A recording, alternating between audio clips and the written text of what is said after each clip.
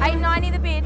It costs more to advertise a home for sale in Australia than almost anywhere else in the world. And one major player, the owner of realestate.com.au, reaps most of the advertising fees.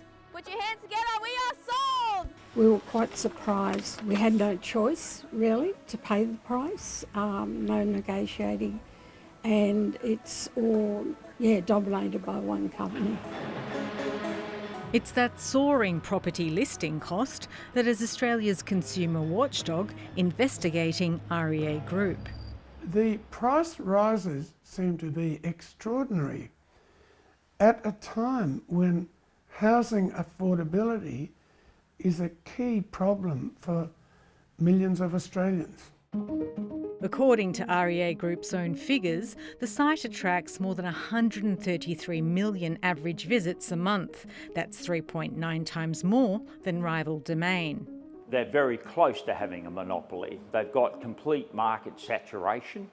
As REA became more and more dominant in the market, they've been able to ratchet their fees up. So in some cases, you can be paying $3,000 or $4,000 or more for your classified ad with REA.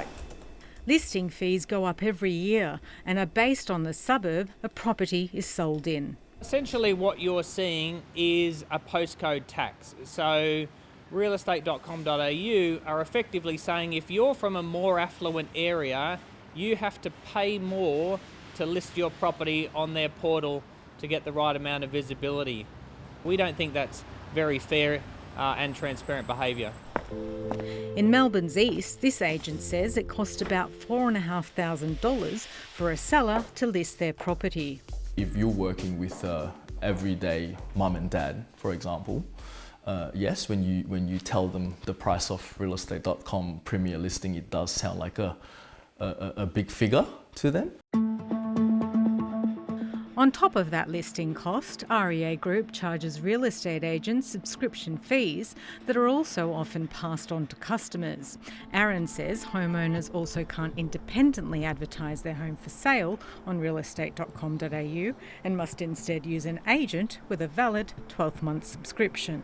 The ACCC need to look at REA Group and whether they're abusing their huge market position to effectively control the terms, to block out new entrants into the property portal space, and also make sure that agents and, at the end of the day, homeowners are getting a fair go when they want to list their property for sale. But agents like Joan Mooney don't feel they are getting a fair go. Her subscription fee, which allows her to place a certain number of properties on the portal each month, is rising by 34% from July. It doesn't cost any more money for them to host the ad. It's cyberspace, it's a cloud.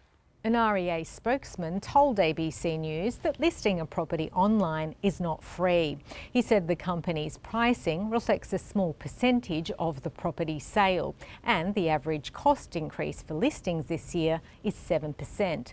On subscription fees charged to agents, he said it's the first time in more than a decade that they've changed because of big investments to enhance the service.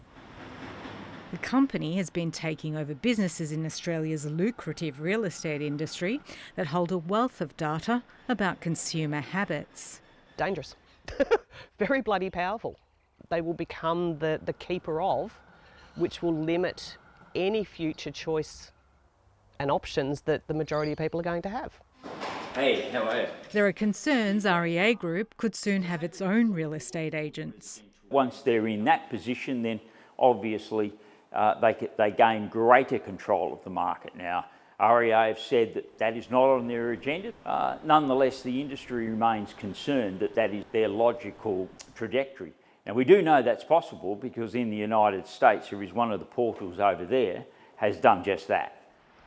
Professor Alan Fells says price gouging itself is not illegal, but If they probe REA, they may possibly find something that is anti-competitive, like exploiting their market power in regard to ads in some other market or using it to restrict competition in some other market. It could take up to a year before the ACCC hands down its findings.